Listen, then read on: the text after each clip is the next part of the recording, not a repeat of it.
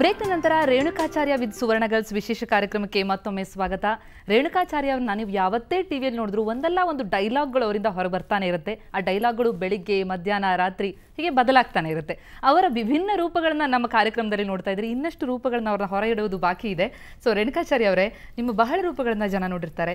ಅದು ರಾಜಕೀಯದಲ್ಲಂತೂ ಡೈಲಾಗ್ಗಳನ್ನ ಮೇಲೆ ಡೈಲಾಗ್ ಹೊಡಿತಾರೆ. ಇಲ್ಲಿ ಸ್ವಲ್ಪ ಡೈಲಾಗ್ ಕಡಿಮೆನೇ ಆಗಿದೆ ಅಂತಾನೆ ಹೇಳಬೇಕು. ಈ ಡೈಲಾಗ್ಗಳನ್ನ ಬರ್ಕೊಂಡಿರ್ತೀರಾ, ರಿಹರ್ಸ್ ಮಾಡಿರ್ತೀರಾ ಅಥವಾ ಸ್ಪಾಂಟೇನಿಯಸ್, ಅದು ಹೆಂಗೆ ಇದು ಅಂತ?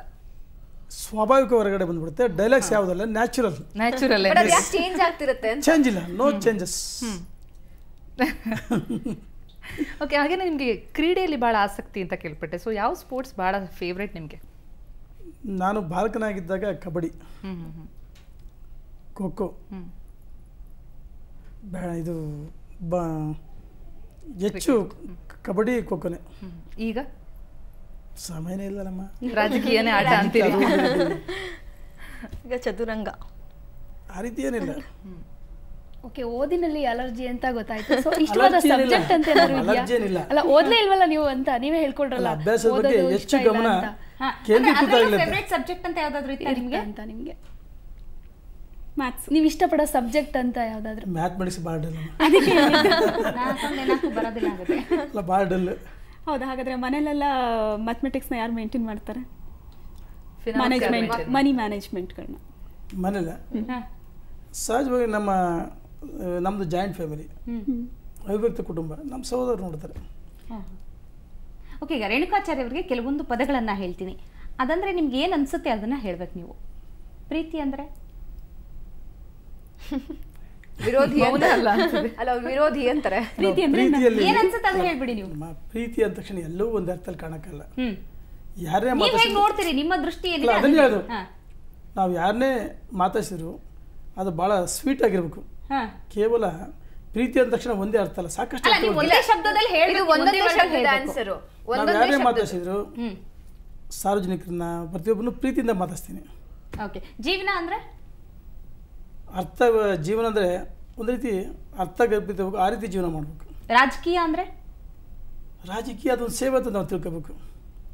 ಸಿನಿಮಾ ಅಂದ್ರೆ ಸಿನಿಮಾ ಕೇವಲ ಕ್ಷಣಿಕ, ಆದರೆ ಅದರಲ್ಲಿ ಸಾಕಷ್ಟು ವಿಚಾರಗಳಿರುತ್ತೆ. ಅದನ್ನು ಯಾವುದು ಒಳ್ಳೆಯದು, ಯಾವುದು ಕೆಟ್ಟದು, ಅವನ್ನ ಕೆಲವು ಸಿನಿಮಾದಲ್ಲಿ ಕೆಲವು ಅನೇಕ ವಿಚಾರ ಅಳವಡಿಸ್ಕೊಳ್ತೇವೆ, ವಿಚಾರಗಳು ಅವು ಸಾಕಷ್ಟು ಇರ್ತವೆ. ಒಳ್ಳೆಯದು. ಡ್ಯಾನ್ಸ್ ಅಂದ್ರೆ ನಮ್ಮ ಸಂಸ್ಕೃತಿ. ಅಬಕಾರಿ ಅಂದ್ರೆ ಕೆಲವರಿಗೆ ಒಂದೊಂದು ರೀತಿ ಇದು. ಓಕೆ, ಜಯ ಅಂದ್ರೆ ಗೆಲುವು. ಎಲ್ಲದರಲ್ಲೂ ವಿಶ್ವಾಸ ಇರ್ಬೇಕು. ಗೆಲುವು ಅಂದ್ರೆ ಕೇವಲ ರಾಜಕಾರಣ ಅಂತಲ್ಲ, ಎಲ್ಲ ರಂಗಗಳಲ್ಲಿ ನಾವು ಗೆಲುವು ಸಾಧನೆ ಮಾಡ್ತೀವಿ ಅಂತ ಛಲ ಇರ್ಬೇಕು ಮನುಷ್ಯನಿಗೆ. ಛಲ ಬೇಕೇ ಬೇಕು.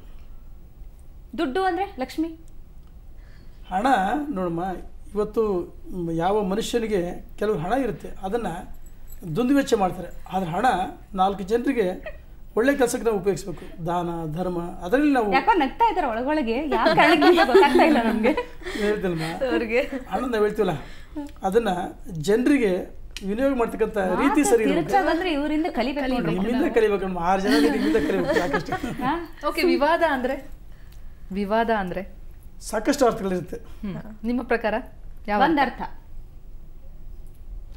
ನಾವು ಜನರಿಗೆ ಬಹಳ ಆತ್ಮೀಯತೆಯಿಂದ ಕೆಲಸ ಮಾಡಿದಾಗಲೂ ಸಾಕಷ್ಟು ವಿವಾದಗಳಾಗ್ತವೆ. ಸಹಜ ಅದು.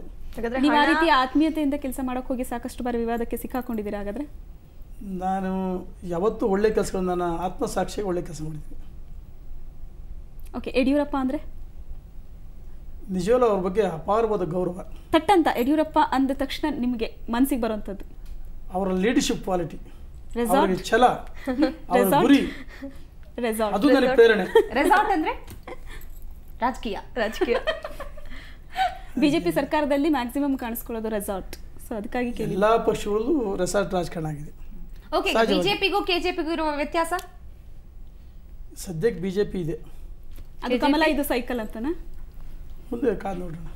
ಸದ್ಯಕ್ಕಂದ್ರೆ ಮುಂದಕ್ಕೆ ಅಲ್ಲ, ಈಗ ಬಿಜೆಪಿನೇ ಅಲ್ಲ ನಮ್ಮ ರಾಜ್ಯದಲ್ಲಿ ಇರೋದು. ಅದೇ ಈಗ. ಓಕೆ, ಸೊ ನಿಮಗೆ ಮುಂದಕ್ಕೆ ಈಗಾಗಲೇ ಯಡಿಯೂರಪ್ಪನವರು ಕರ್ನಾಟಕ ಜನತಾ ಪಕ್ಷ ಘೋಷಣೆ ಮಾಡಿದ್ದಾರೆ.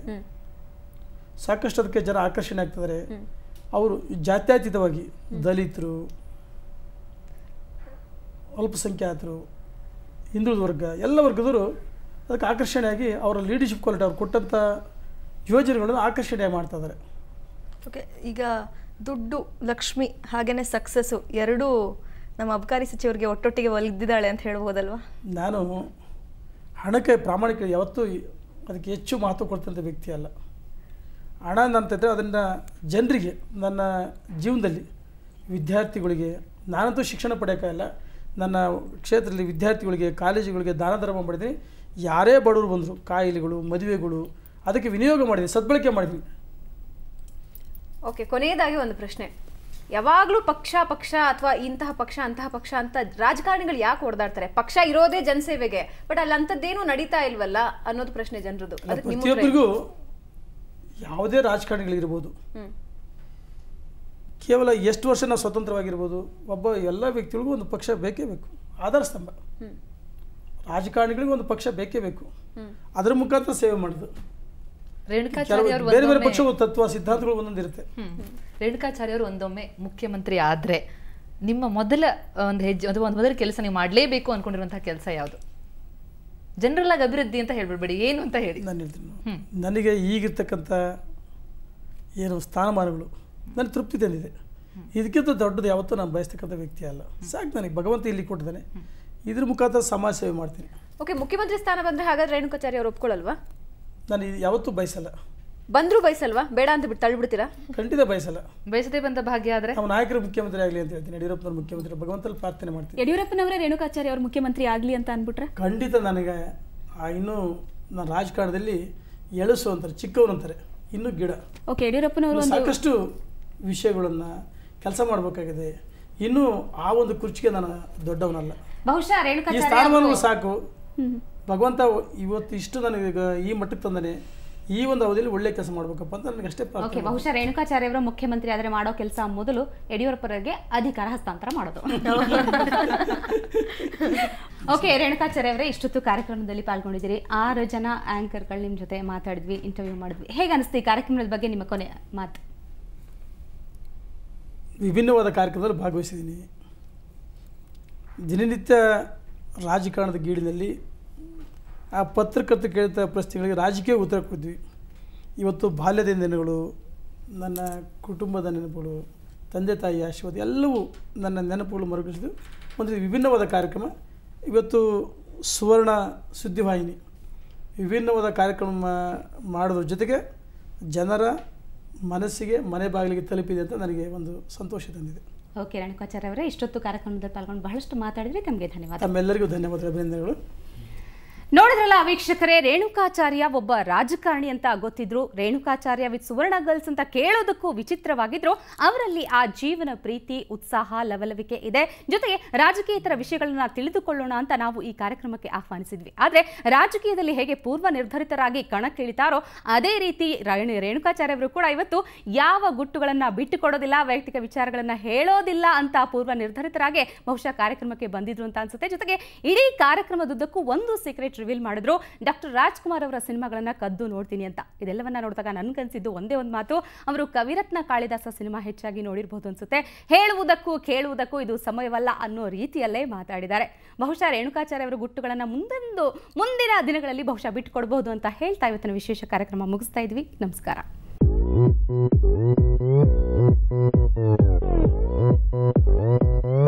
오빤 강남스타일 ಸುವರ್ಣ ಗರ್ಲ್ಸ್ ಮಧ್ಯೆ, ಹುಡುಗಿಯರ ಮಧ್ಯೆ 강남스타일 ಓಕೆ, ರೆಡಿ.